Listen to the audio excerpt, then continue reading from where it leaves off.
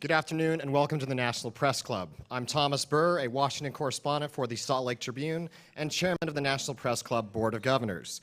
The National Press Club is the world's leading professional organization for journalists, committed to our profession's future through our programming with events such as this, while fostering a free press worldwide. For more information about the National Press Club, please visit www.press.org. To donate to our programs offered to the public through the National Press Club Journalism Institute, please visit www.press.org/institute. On behalf of our members worldwide, I'd like to welcome our speaker and those of you attending today's event. Our head table includes guests of the speaker as well as working journalists who are club members. If you hear applause in our audience, I'd like to note that members of the general public are attending, so it's not necessarily evidence of a lack of journalistic integrity. I love that people laughed at that. I'd also like to welcome our C-SPAN and public radio audiences. You can follow the action on Twitter using the hashtag NPCLunch. After our guest speech concludes, we'll have a question and answer period. I will ask as many questions as time permits. Now it's time to introduce our head table. I'd ask each of you to stand briefly as your name is announced. From your right, Jeffrey Bennett, a political reporter for New York One and Time Warner Cable News, Washington Bureau. Troy Johnson, news anchor, WNEW-FM, and host of WHUR-FM. Roger Van, NAACP Chief Operating Officer and Chief of Staff, and a guest of the speaker. Tracy Blunt, Senior Vice President of the RLJ Companies. Joe Madison, host, SiriusXM Satellite Radio. Leah Epperson-Jealous, Associate Professor of Law and Director of the SJD program at American University, Washington College of Law, and the wife of our speaker. Skimming over the podium, Jeff Ballou, a news editor at Al Jazeera Media Network and a member of the NPC Board of Governors, who also helped put today's event together. We're skipping the speaker for right now. Nairi Wright, Senior Vice President, MSL Group, co-organizer of today's luncheon and a member of the National Press Club Speakers Committee. Joteka Edie, NAACP Senior Advisor to the President and the CEO and Senior Director of Voting Rights. April Ryan, a White House correspondent for American Urban Radio Networks. Askia Muhammad, News Director at WPFW-FM and Senior Editor at The Final Call. Finally, Jonathan Slant, a political reporter at Bloomberg and a past president of the National Press Club.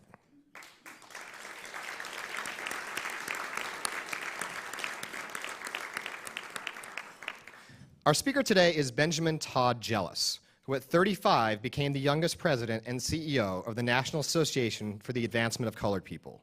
A mixed-race kid from Pacific Grove, California, Jealous grew up in a family always challenged by the issue of race. According to an interview in Essence magazine, his grandparents faced obstacles dating back to slavery. His mother helped desegregate her high school in Baltimore and joined sit-ins at lunch counters in Virginia. His father told him what it was like to be the lone white guy at a lunch counter sit-in and getting worked over by the police who saw him as a race traitor. As a kid, Mr. Jealous recalls being at a discount store with a black friend and noticing a white lady peeking at them through the pegboard to make sure they weren't stealing anything. Ben Jealous has led a long career in advancing in advocacy, but did you know that he could, at one time, qualify for membership at the National Press Club? Reliable reports say that he once tried a hand at investigative reporting in Jackson, Mississippi at The Advocate, a historically African-American newspaper. But The Advocate had a history of being firebombed, a fact that worried his mother, so that did not last long. Mr. Jealous was also the executive director of the National Newspapers Publishers Association, which represents African-American focused, owned, and operated newspapers. What may have been Mr. Jealous's biggest advocacy challenge is how he courted his wife as a young organizer in New York City, and the struggle to keep her and win her over with very little money and a new job in D.C. He succeeded, however, and is married to Leah, a law professor, and the couple has 2 young children, Morgan and Jackson. But at the core of what Mr. Jealous is speaking about today, yesterday marked the 50th anniversary of the 1963 March in Washington. 5 decades since the Reverend Martin Luther King spoke, the nation has its first black president, but it still faces serious issues for the African-American people, including record incarceration, double-digit unemployment, ballot box suppression, and youth violence. The killing of Trayvon Martin brought back racial concerns to the front pages. The questions remain if the NAACP, like many longtime organizations, is up to the challenge of tackling these issues. The NAACP in recent years has been criticized in the punditry circuit for engaging in symbolic challenges rather than being a louder, out-in-front voice on issues such as the killing of an Australian baseball player by 2 young black men or the alleged beating death of an 88-year-old World War II veteran by a black man. Just this week, the president of the National Center for Neighborhood Enterprise, Robert Woodson, told a Republican National Committee luncheon that the welfare of black Americans is stuck behind other causes. Everybody has come out in front of them on the bus, gays, immigrants, women, environmentalists, Woodson said. You never hear talk about the conditions confronting poor blacks and poor people in general. With these issues laid before him to address and others, please welcome to the National Press Club, the NAACP President and CEO, Ben Jealous.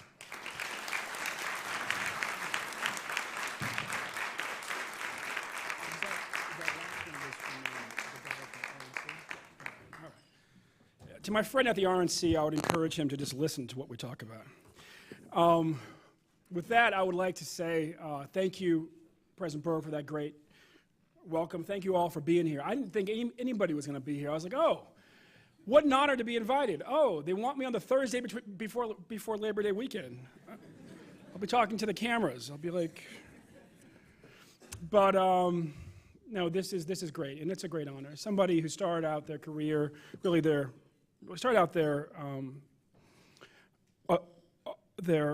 adult years as a reporter in Jackson, Mississippi. This is just a great, humbling honor. I'm pleased today to be here with people who really have helped make me who I am and support me in this work. My wife, Leah, Julian Bond, who has been one of my heroes since I was a small child.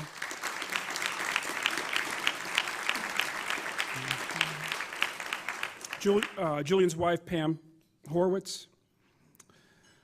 The great members of the NAACP staff, including Joteka Edie,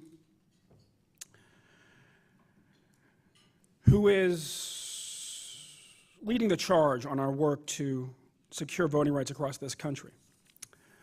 I'm thankful to Jeff Ballou and Nairi Wright for extending this welcome to the Press Club and asking me to be here today, to Ms. Cook and the Press Club staff. 50 years after the March on Washington, it becomes ever more clear the role that the media played and frankly continues to play in informing our conversation about race and in often being the conscience of our country. We're grateful, for instance, to the New York Times for the role they have played in challenging the stop-and-frisk regime in New York City. But today I really want to single out a man who has been my co-captain of the NAACP's national staff for the last 5 years, Roger Vann.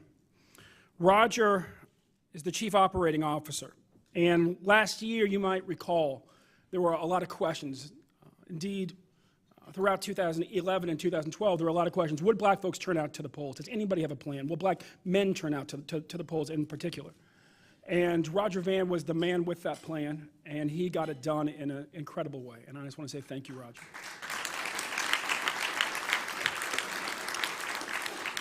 We're also joined by my president, the president of the Maryland NAACP, who has racked up the most impressive civil rights string of victories in the country in the past year. Gerald Stansbury is the man who was on point as we moved black voters in support of marriage equality and the DREAM Act, and we took the lead in extending voting rights and expanding restrictions on guns, sensible gun safety reform, and was truly point in abolishing the death penalty last year and completed a campaign that was started by that famous Marylander, Frederick Douglass. So thank you very much.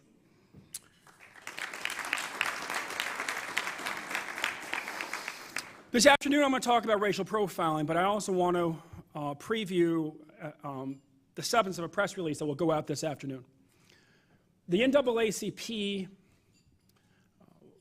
5 years ago when I started, the national operation had been in tough times, and frankly, a lot of y'all reported on it. Your publications reported on it. I had a conversation with the Baltimore Sun with the Baltimore Sun's leadership informally the other day, and I said, where are the reporters who covered the NAACP? He said, well, what are you talking about? I said, well, when I came here 5 years ago, you had reporters who covered the NAACP, like everything that happened at the NAACP. Where are they? And he said, well, I said, oh, because there's no bad news anymore, right? Well, we have been in the black 5 years in a row. We have increased revenues 10 to 29%, but most importantly, we've gotten serious about organizing people nationally in a very powerful way. We are now the largest online, on mobile, and at the ballot box. We have more than 1.3 million people organized online. We have more than 432,000 people organized on their cell phones. So the largest list outside of the Obama campaign. And we moved more than 1 million new and unlikely voters to the polls, but as far as activists are concerned, we have more than 1.2 million organized voters.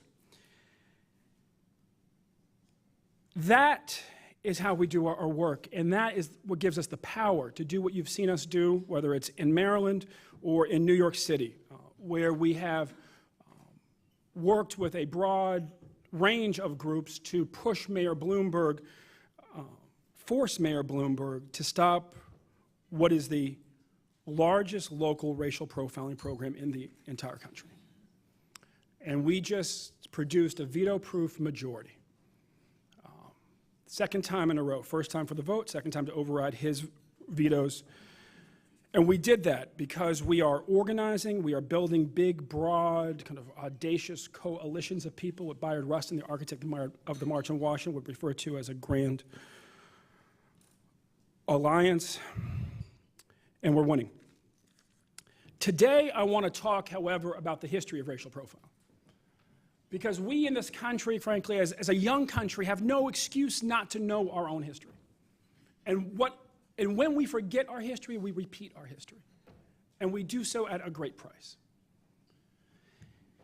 Specifically, I want to talk to you today about the last century or so of our national experience with racial profiling. Raise your hand if you remember the DC snipers. Keep it up if you were living here during that time. So was I. And you might recall just how disorienting it was, right? How you were told, if you go to a box store near the Beltway, please just don't walk in a straight line to the front door. You need to zigzag while you go to the front door. And if you're pumping gas, don't stand still. Keep your head moving while you pump gas. And so you got insight into what everybody's like personal theme song was, right? Because this is back before, I mean, now they often have music playing at the gas pump, but we didn't have like flat screens and music playing at the gas pump just 13 years ago, and so everybody had a different beat. And there's this cacophony of people as they pumped their gas. But we did it because we were scared. And the police couldn't tell us who was doing this. And our neighbors kept dying. And so eventually the police felt compelled to put up a profile. Now, a profile, a racial profile, but a police profile is put out there when you don't have a description, right? You use a profile in the absence of a suspect-specific description.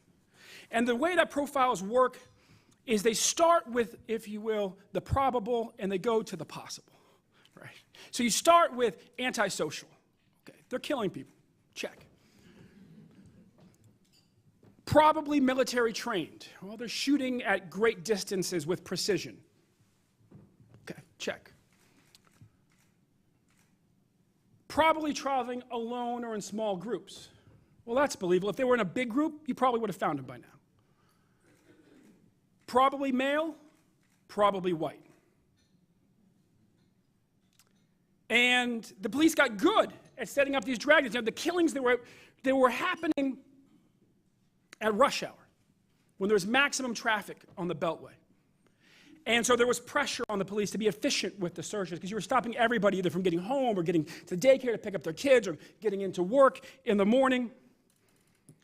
And so I'm sitting there at the water cooler at Amnesty International, and my friend walks in, and he says, Ben, it was the most disorienting thing today. You know, I was driving in, I used to take this long trip into work every Monday, a long trip back home every Friday, and in the midst of that, and the shooting happened, and the dragnet's put up, and next thing I know, I'm on the side of the road, and I have my hands up, and I look to my left, and it's all white guys like me. And I look to my right, and it's all white guys like me. And I said, stop there, brother, you were racially profiled. Why don't we have a beer at lunch, and we can talk about it. In the midst of this, I was in the safest place you could possibly be. It was Saturday night. There hadn't been any shootings that morning or that evening. I was in the center of the city, far from the Beltway, in a basement comedy club with Dave Chappelle.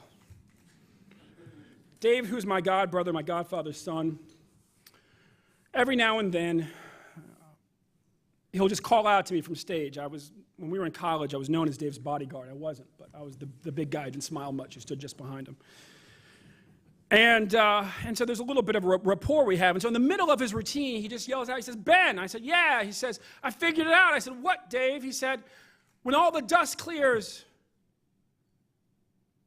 the DC snipers they're going to figure out are black. I said, why, Dave? He said, brother, because they're taking off the weekend. Dave Chappelle said that, not the president of the NAACP. But here's the crazy thing, in Dave's twisted comedic mind, he was starting at behavior and working his way towards race. And the police, who had my friend on the side of the road with all those other white guys, were starting at race and working their way towards behavior. And our neighbors kept on dying. And then they arrest John Muhammad and Lee Boyd Malvo. And Chief Moose said at that press conference, we stopped them 10 times. 10 times. Before we looked in the trunk, found the gun. They looked in my friend's trunk. They looked in a lot of white men's trunks. They stopped these two black men, one of them wearing a military jacket with his name on it, who smelled, which is a sign to police of being antisocial, because when you're psychotic, you kind of lose track of things, right? They were almost bathing once a week at the Silver Spring Y. Antisocial, traveling alone in small groups, military drone, check, check, check, check. You inject race into the equation, go on through. Go on through 10 times. Raise your hand if you remember Nathaniel Heatwall. Anybody remember Nathaniel Heatwall? No one remembers Nathaniel Heatwall. It happened right at the same time. See, I was paying attention because I was actually writing a report on racial profiling post 9/11 in the midst of the DC sniper attacks. And Nathaniel Heatwall was a student at small college in Raleigh, North Carolina. And he was commuting back and forth to BWI frequently on a small plane. It's at Guilford College. One day he goes through security and he has a box cutter in his backpack and he notices it goes right through. And this is before TSA is really set up. This is sort of those kind of informal years of trying to tighten security, years when guys who looked like me, vaguely, I don't know, Puerto Rican, Arab, I'm not sure what you are, brother, put your hands up. We're going to search you, right? Getting checked every time, A friend of mine said, chief lobbyist, the NAACP, Hillary Shelton, said, brother, I'm convinced my middle name is random, because every time I ask him why they search him, he said, it's random. Okay. So we're getting searched. Nathaniel Heatwall goes through, backpack goes through, box cutter goes through, and he says, that's weird. I left my box cutter in here, and they didn't. Eventually, Nathaniel Heatwall would go on to take box cutters and modeling putty that on an x-ray looks like plastic explosive, through security onto multiple flights, put them in the vanities in the bathroom, in Ziploc bags, where they stayed for 4 to 6 weeks, until on September 15th, 2003, he wrote an email to TSA saying, this is who I am, this is what I've done, this is what you've never done. You've never found the box cutters going through. You've never found the modeling clay going through. This is where you can find them.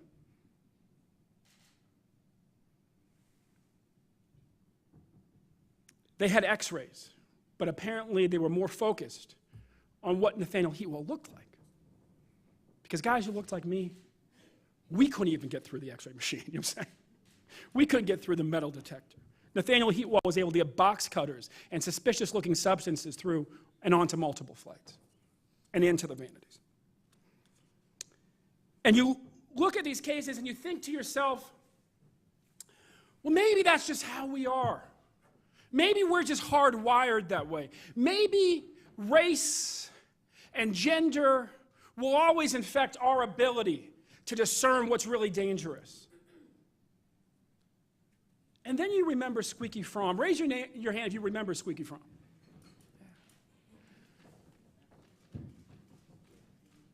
For 200 plus years, the Secret Service of the United States and its predecessors had a very similar protocol.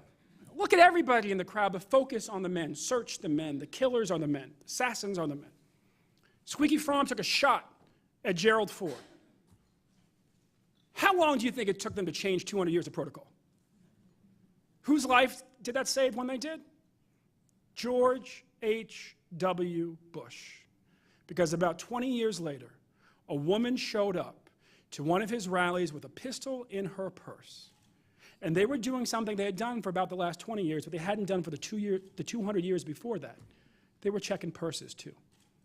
And they found that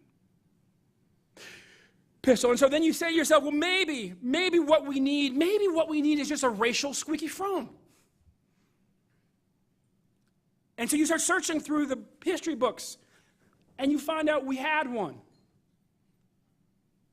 in 1901. Raise your hand if you remember who was president before Theodore Roosevelt. Yeah, no one remembered. A few guys, thank you. Put those guys on jeopardy. Everybody remembers Theodore Roosevelt. Most people forget that when Theodore Roosevelt came into the administration, he was vice president, and he was kind of somewhat, who is this guy? This kind of showboat, guy from, fighting wars in Cuba. What elevated him so rapidly was that he was the vice president, a very popular president, President McKinley, who was killed just after he was re-elected. He was to his second term. He was at a Pan-American Exposition type World's Fair event in New York State. And President McKinley was working the rope line. And a man standing at point-blank range at the rope line pumped a bullet into the president's stomach. And just before he could squeeze off a second round, a man in the crowd tackled him, and the bullet glanced off to the side and grazed him. Now, I've done presidential advance and worked with Secret Service and mapping out the event and setting up the rope line and watching them do their thing. And apparently, when you talk to guys, the only thing that's really changed over the years is technology. The protocol's basically always been the same. You search everybody coming up to close proximity, kind of head to toe. Now we use metal detectors. Back then, they would do it by hand. And you have slightly more relaxed based on the distance protocols. So you might imagine that the Secret Service agent in charge of the exposition was pretty perturbed with the guy in charge of the rope line, right? He came right over and he said, how did this happen? You're supposed to search everybody head to toe. This guy walked right through your checkpoint with a gun in his hand, hidden in a crudely faked cast. How did this happen? I said, well, boss, he looked like any other mechanic out for a day at the fair, and looked like he had a bum arm, and we didn't want to hurt him. So we didn't squeeze that cast to feel the steel beneath it. I mean, it wasn't even a cast, really. It was a gauze. It was just a cotton bandage. He said, but boss, I think he had a decoy. Pause here for a second. There was a profile at the time for potential assassins of Western leaders. It was based on the fact that Eastern European anarchists had killed a number of leaders throughout Europe and had warned leaders of the West that they would be next.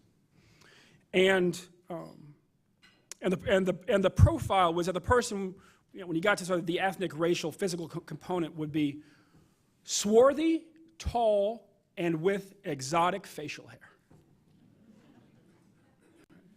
So when he said that this guy looked like any other mechanic out for a day at the fair, that was cute. He didn't fit the profile, right? He just looked like anybody else.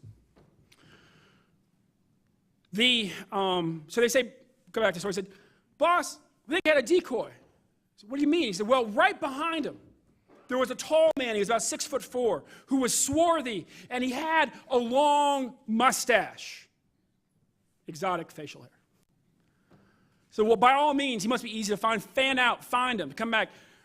We got good news, we got bad news. Well, what's the good news? The good news is we found the tall, swarthy man with the long mustache. Well, what's the bad news then? How do I say this? That's Constable Big Jim Parker, a light-skinned black retired Georgia constable who tackled the assailant before our boys could get there. Now, it's not as if the world didn't know who Constable Jim Parker was the next day or the day after or for the week after. Because newspapers then were very much like CNN now. Keep running the same story morning and evening till it stops selling. And so for a week, the president was surviving. There was an update on the president every day, morning and night. And there was a little, kind of sidebar about the man who saved the president. And then a week later, they say, perhaps from bad health care, President McKinley died. And Big Jim Parker faded into our distant memory. In other words, we had our racial squeaky from. We had our heads up that racial profiling distracts dangerously. So dangerously that if you inject race and ethnicity into a profile that's otherwise based on behavior, blinders go up and people die, and sometimes it's the President of the United States himself. Race is our issue. Gender, we were able to deal with. Squeaky from, boom. We saved George H.W. Bush. Race, we're stuck. We knew 100 years before the DC snipers, while the police let John Muhammad go at least 9 times, because I guess they got him on the 10th, that racial profiles are problematic. The question is, what can we do about it? One, we need to keep doing what we've just done in New York City, where we passed the Community Safety Act and we passed racial profiling bans with real teeth, because what is a failure for national security is a failure for neighborhood security as well. We need to focus, have police focus on people's behavior, not on their race. Consider the op-ed from the New York Times last summer who said that there was a police officer working a neighborhood, and he had a black and Latino neighborhood, and he had a specific suspect description of a rape suspect. And he came across 4 black Latino young ladies sitting on a stoop, and he said to them, "Have you seen this guy?" And they said no. And then he stopped and frisked them. That's the problem with stop and frisk. My grandfather was a probation officer, was in law enforcement for 30 years. He would tell you law enforcement is not that simple. Is not that different from anything else. If you do one thing, you're not doing something else. So you better be doing the right thing.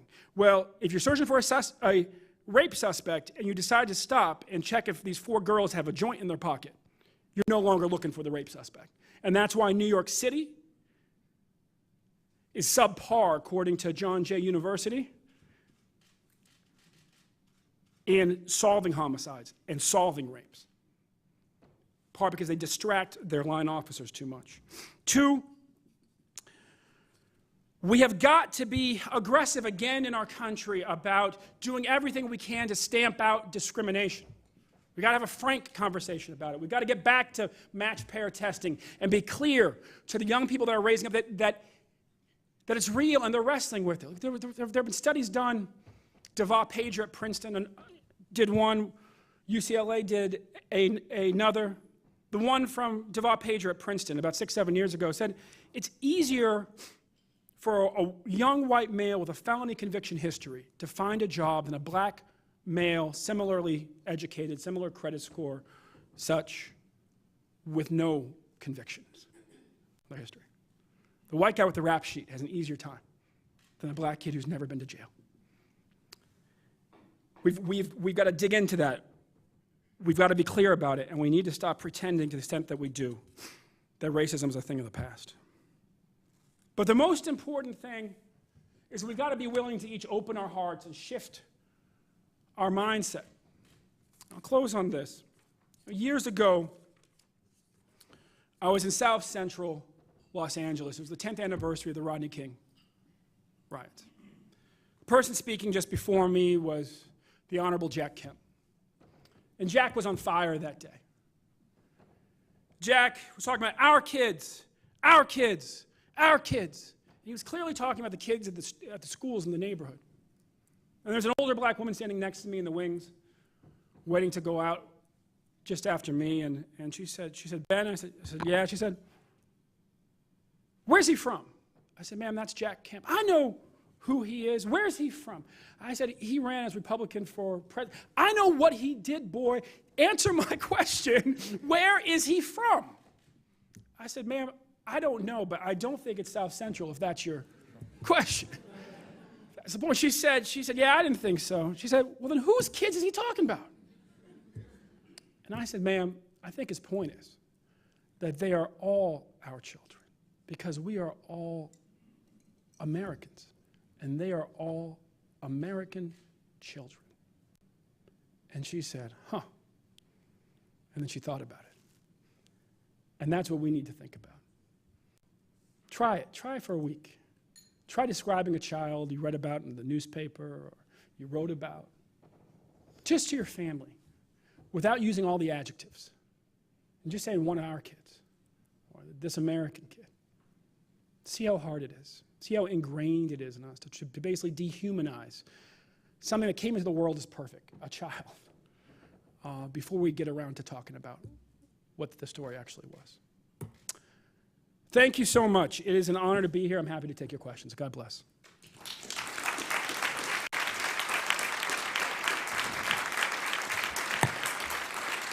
Good work out there. Thank you. Given what you said about racial profiling, a questioner wants to know, if we set aside the moral debate, does racial profiling have any utility in a national security or even a local neighborhood security system? Well, I hope that's really was and I understand that the questions were written before the speech was given, but I hope that my speech got to that point. Racial profiling is problematic because it's morally wrong. Racial profiling is unconstitutional. That should be the end of the conversation. Racial profiling also is ineffective from a law enforcement perspective. There is something in my background, part inspired by my grandfather's work and his influence on me. My academic background is in criminology. That's what I invested my Rhodes Scholarship in. And there's this notion called, there's a theory called carnival theory. And it explains basically how terrible things happen when a well-funded network is involved. It can be a drug shipment, it can be a dirty bomb. And what they say is, look, when you have a network that has resources, significant resources, whether it's human or whether it's financial, ultimately they can get a number of people who appear very differently to accept the mission. And before they deliver the actual package, they often send decoys to see who gets through and who gets stopped. And that's why it's not surprising. Jose Padilla, or the shoe bomber, or the young Jewish American convert to Islam spokesperson that Al-Qaeda had for some time, that we see this diversity in the actual folks who either carry the message or carry the weapon. And so we have to understand that if you use a racial profile, you're giving the enemy a formula for success. Thank you. On the same subject, New York City Police Commissioner Ray Kelly says that beneficiaries of stop-and-frisk are overwhelmingly members of minority groups. He says without that policy in place, quote, people who live in minority communities, end quote, are more likely to be homicide victims in the future. What's your response? Ray Kelly should remember what he used to say. What he said about a decade ago, that taking credit for a drop in crime was like taking credit for an eclipse of the moon. Or when he referred to stop and frisk as dubious, tough-on-crime tactics. Ray Kelly, simply put, was against stop and frisk before he was for it, and he was against it for all the right reasons.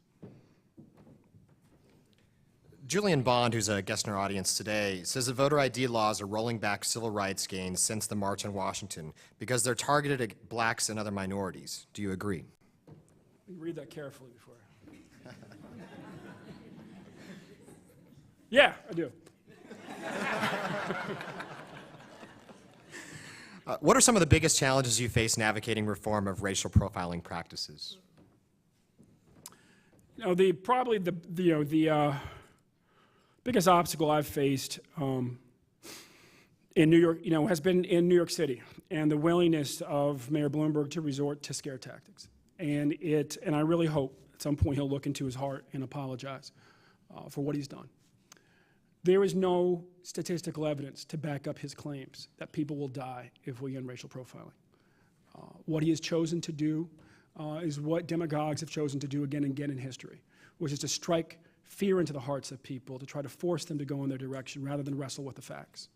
When you look at the facts, the decline in homicides in New York City peaks during the Dinkins administration, begins to fall during that administration, falls all through the Giuliani administration. It goes from about 2,400 down to well under 1,000, I think about 800, 900. And then it continues to fall during the Bloomberg administration over the next 10 years. But there's important things to understand about that. First, 3/4 of the drop in homicides occurred before 2002. Second, the massive increase in stop-and-frisks happened after 2002. Third, during the Bloomberg administration, crime in New York City falls by about 29%. At the same time, in Los Angeles, it fell by 59% while they were fighting racial profiling. There is no statistical evidence for Mayor Bloomberg's claims. His resorting to scare tactics was a shame because he is the mayor of the largest city in the country, because he is one of the wealthiest men in the city, because he is one of our few true media moguls.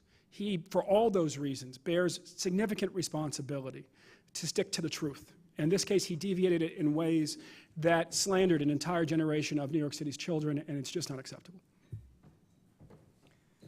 Switching back to a subject you had talked about earlier in your speech, in terms of the petition that has been circulating regarding the Trayvon Martin case and the NAACP's efforts, where does the NAACP stand, and has there been any progress moving towards a civil suit? For the civil suit, I would refer you to Ben Crump. That's a decision of the family, and he's the attorney who's really involved in that. We have been pushing for civil rights charges to be brought against Mr. Zimmerman, not unlike they have been brought against officers, for instance, after the Rodney King case and so many other instances. The DOJ is doing exactly what they should be doing, which is taking their time, making sure they have all the facts, putting things together. Some of the facts that are in front of them are, I believe it was witness number 9, 6 or 9, I think it's witness number 9.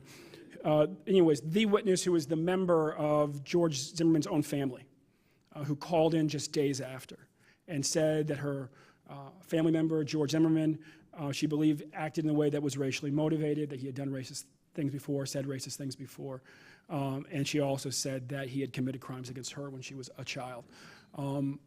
Things that come up are those young boys who lived in that gated community with him, who said that they believe that he targeted them because of their race. Things that come up are the pattern of calls that he made over the years. We don't think you have to say N-I-G-G-E-R to T-R-I-G-G-E-R civil rights charges.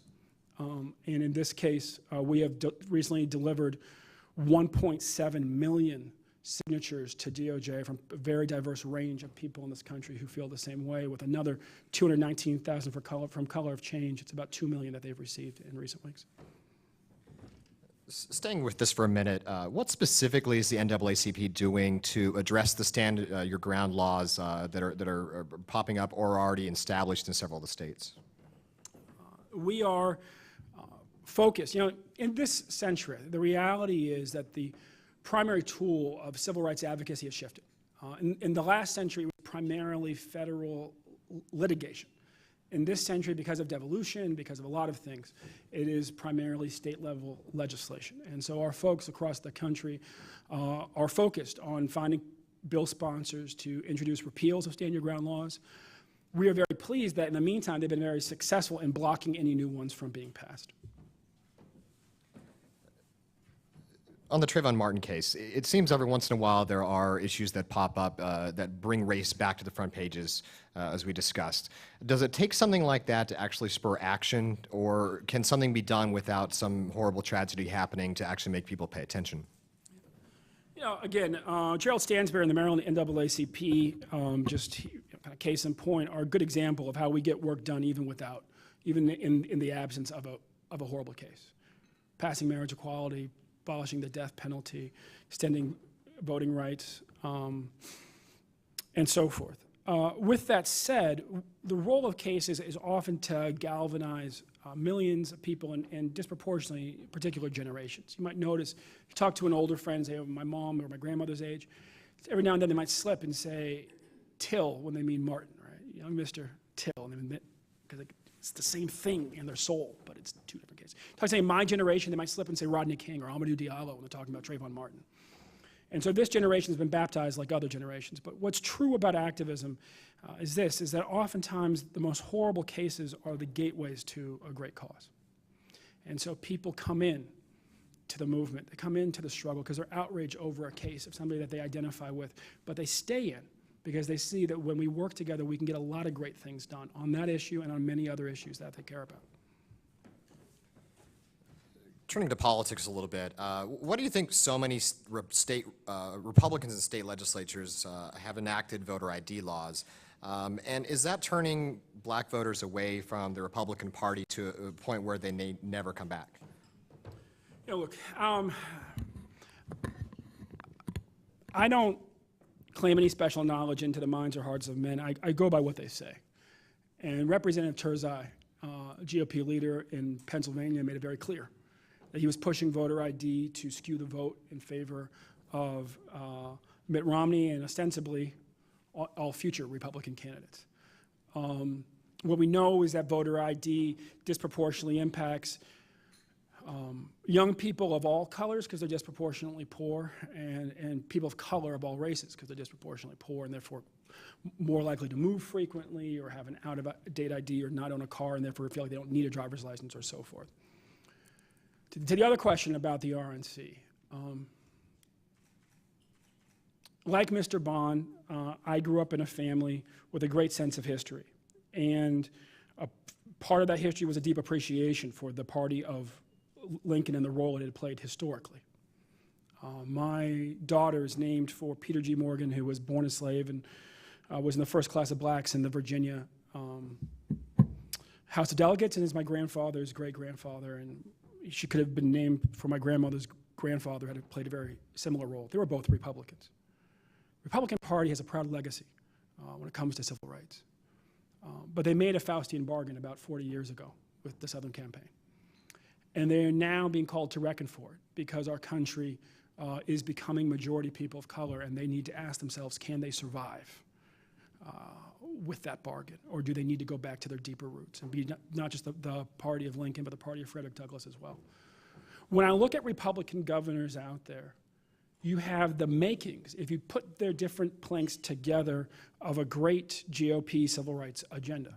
You have Alabama, where they're pushing for early childhood education. You have Georgia and Texas, where they're downsizing the prison system. You have Virginia, where they believe in second chances, whether it's employment or in voting, and so on. Unfortunately, the party isn't there yet, but I believe that as our country continues to evolve in the ways that is, we get closer to the vision that great Republican Frederick Douglass laid out when he said, and let me just give a couple more seconds on this.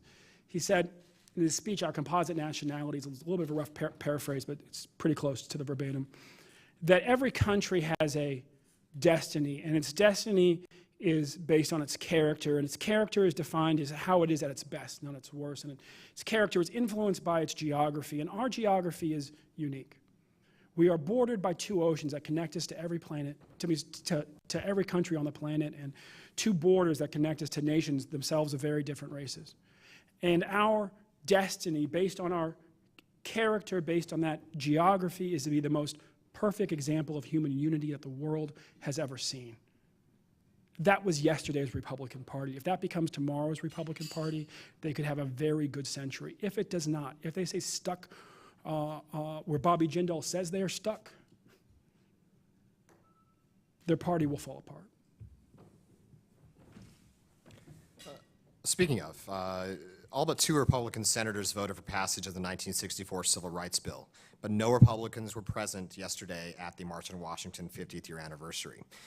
Given what you just told us, what does that say about the focus on the Republican Party?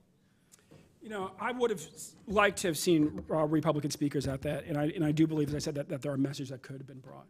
What I'm most heartened by was the message that Sensenbrenner delivered to a Republican gathering in recent days over at the RNC headquarters, talking about his commitment to restoring Section 4 of the Voting Rights Act. I'm heartened by the signals that Majority Leader Cantor has sent that he might be willing to support the same thing.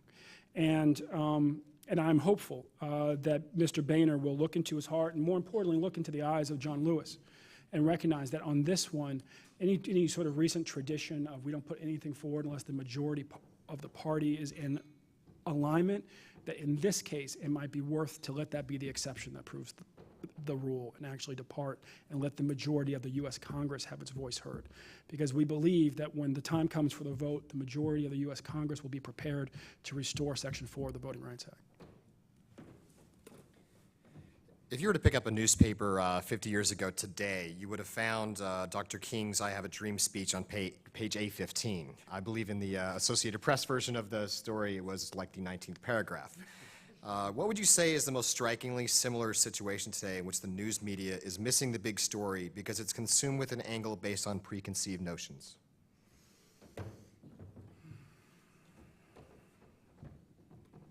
That's a good question. You know, I think that how we talk about our young people generally, how we talk about young people of color in particular. The president of the NAACP, an organization that's active in 1,200 communities, that nurtures and transforms young people into leaders with great success in those communities. I'm always struck by how, even when it comes to our young people, our media too often is guided by rules at best we should only apply to adults. You know, we focus on the negative. We focus on the violence. We focus on the sex. We focus on all those things, and in the process, we encourage ourselves to be afraid of our own children. And if there's a story that we're missing, you look at the Dream Defenders in Florida. You look at the young people in the Moral Monday movement in North Carolina. You look at the geniuses in our AXO program, the mathematical whizzes who win the math component of that Olympics we put on in our convention every year. And you realize that there is leadership and power and genius in our young people that we ignore too often, and we fail to, therefore, to acknowledge and therefore encourage. And our country actually has a vested interest in just the opposite. Congressman Lewis is the last surviving speaker from the March on Washington from 1963. Julian Bond, who's in the audience today. Who would you say are among the next generation of civil rights leaders? Oh, geez. You better to get me disinvited to a whole bunch of holiday parties. You know, what I would say is that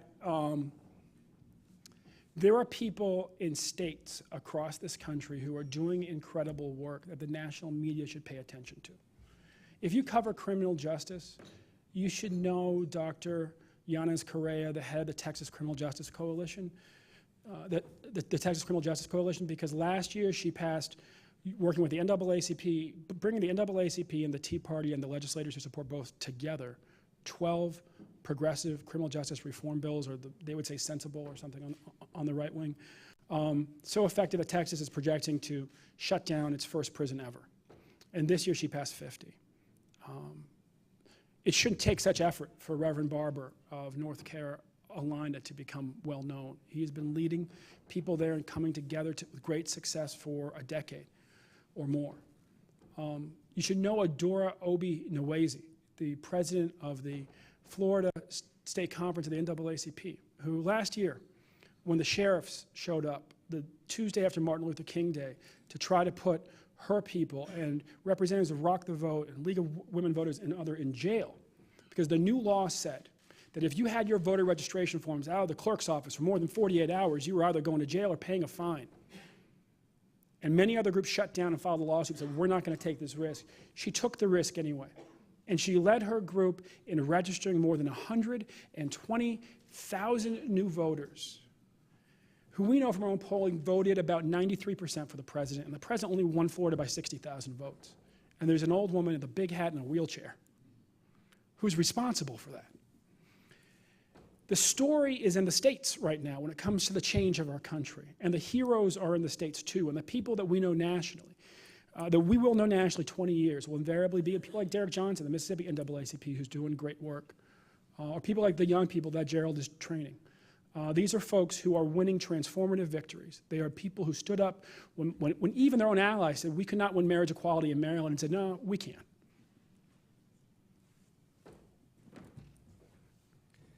President Bill Clinton said yesterday, admonished those who were assembled yesterday at the march to stop whining about the political gridlock in Washington because it's nothing new. What legislative goals is the NAACP pursuing which could garner, in your opinion, bipartisan support? Voting rights, voting rights, voting rights. Voting rights, voting rights, voting rights.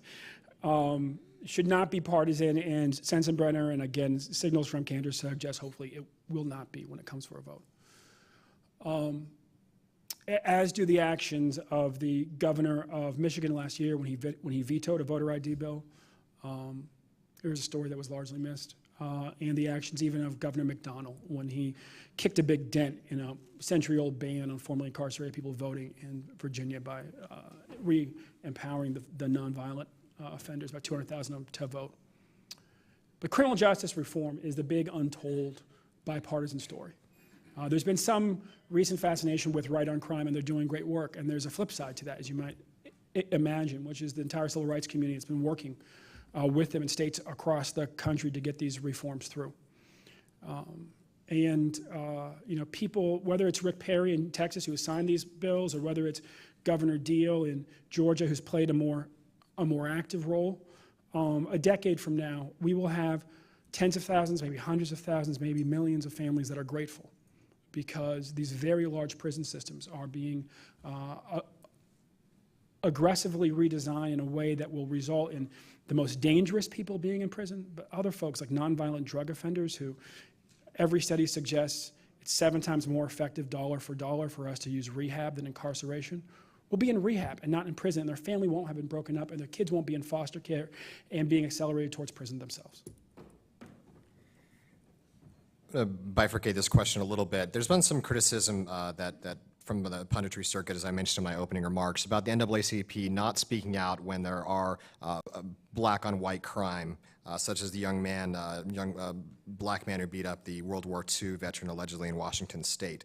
What do you say to that criticism, and also to the concern that the NAACP has fractured its has a fractured goal because there's so many issues like immigration or gay rights or other issues that you're also pursuing? The first one I would say, look, we are often, that case happened fairly recently. From what we can tell, people were arrested quickly, and there's not clear evidence that there was a racial motivation. The national is often criticized for being slow on cases because we let things take their pace at the local. We let the local inform the state, inform the national as far as our own structure. And so we were criticized, for instance, for not moving fast enough on Trayvon Martin as well. But we take our time. And we got so outraged about Trayvon Martin, let's remember, because somebody killed him and he wasn't put in jail. And that person's own family member had come out and said that they believed race was a factor. Trust me, if those factors, like that were at play in the Washington case, and we took our appropriate time, we would speak out in the same way. We have stood up, and we do stand up when white people are the target of hate crimes. Oftentimes it's because they're LGBT. And we, in many places, aren't just the sort of, if you will, the civil rights organization rooted in the black community. We're the only civil rights organization in those communities. And we championed the Matthew Shepard, James Byrd hate crimes bill. That's an example about our kind of wide set concern. That concern, the breadth of our concern has existed from the very beginning. Let's be clear, the word Negro meant black in 1909. The word colored meant what people of color means today. Now, oftentimes, all the coloreds were Negroes, too, in that area, and so they became synonymous for some people. But for those people like W.B. Du Bois, there was an important distinction. Just like in any place there might be people of color, they might all be black today. W.B. Du Bois walked into an NAACP board meeting about a year after we were founded and says, we have to change our name. Now, if you've ever been involved in a voluntary organization, there's a lot of things you have to do in your first year. One of them is not change your name. At the time, our name was the National Negro Association. And Du Bois said, in effect, our mission is broader than that. Our mission is to overturn the system that says that one group is on top and everybody else is on the bottom. And he was thinking about Ireland, he was thinking about India, he was thinking about a whole world in which he was involved with leaders in the entire continent of Africa. And he said, our issue at bottom is with white supremacy. And so the name of the new organization was the National Association for the Advancement of Colored People. He didn't want to push white people down. He wanted to lift everybody else up. Frederick Douglass, about 50 years earlier, had said, if you believe majorities matter, and I believe they do, then it should matter that 4/5 of the world is colored and only 1/5 white. He wasn't talking about black folks. He was talking about people of every other color who were locked out by notions of white supremacy. That's where we start. Roy Wilkins was on fire when people tried to slander Bayard Rustin going into the 1963 March in Washington, and said it motivated him, slandering Bayard Rustin because he was gay, motivated him to turn out that many more buses. Right after the March on Washington, when we got done with the Civil Rights Act, around the time we're pushing through the Voting Rights Act, we also got rid of the Europe-only preference. We're part of the coalition, that grand coalition that Bayard Rustin put together. We were all together. We got rid of the Europe-only preference for immigration to this country. We have always been for sensible, comprehensive immigration reform. The new NAACP is nothing but a renaissance of the old NAACP. We've been multiracial and multi-faith from our founding, and we've always had an outlook broader than the black community, and yet fueled by the anger and the experience that the specific oppression of black people in our society generates, and the perspective that it sears in your soul, that in order to have friends, you got to be a friend. And in a democracy, in order to win, you got to have a lot of friends. Thank you. We're almost out of time. Before the last question, I have a couple housekeeping matters. First of all, I'd like to remind you about our upcoming events and speakers. On September 7th, the National Press Club will host the 16th annual Beat the Deadline 5K, which benefits the Press Club Institute's diversity scholarships. The race features Tony Horton, creator of the P90X, and Erica Gonzalez, an NBC4 reporter, as celebrity race marshals. For more information, go to www.press.org. On September 10th, we have Dr. Thomas Frieden, Director of the Centers for Disease Control and Prevention. On September 17, the Honorable Mary Fallon, Governor of Oklahoma and Vice Chair of the National Governors Association. On November 11th, Walt Bettinger, President and CEO of the Charles Schwab Corporation. And before I ask the last question, I would like to present Mr. Jealous with the National Press Club traditional mug. Thank you, thank you. This will go right next to the ones I've stolen from Face the Nation and Meet the Press. Thank you very much. Last question. If Dr. King were with us tonight, with us today, beyond the obvious of having the nation's first black president, what one thing do you think that Dr. King would be very proud of? On this particular day, I think Dr. King would be very proud that today, in dozens of cities across this country, hundreds of job sites, thousands of people, primarily young people, walked out demanding that they receive more than $7.25 per hour. Because you can't survive on $7.25. Indeed, you can work 50, 60 hours a week and still qualify for public assistance. Dr. King, in his heart, understood that even with all the other isms that we deal with, that sort of nameless ism that we have in too many of our hearts against the poor in this country is what wounds us most broadly. And his last campaign, the Poor People's Campaign that he never quite finished, he intended to go to jail for years after massive civil disobedience to wake us up to the sinful tolerance we have for the suffering of our fellow hard-working citizens in this country. If you haven't listened to the voices of those people who are walking out in cities across this country today, I encourage you to go online and to listen to them. They are inspiring. For all of us who, like myself, have benefited because somebody in their family way back was, helped form a union, and wages went up and generations went to college as a result. They are those people for generations unborn. And they are the ones who will make sure, who are trying, putting their body, their life, their very ability to pay the rent on the line to make sure that our country isn't just made more equitable from the top down, but from the bottom up as well. Thank you, Mr. Jealous.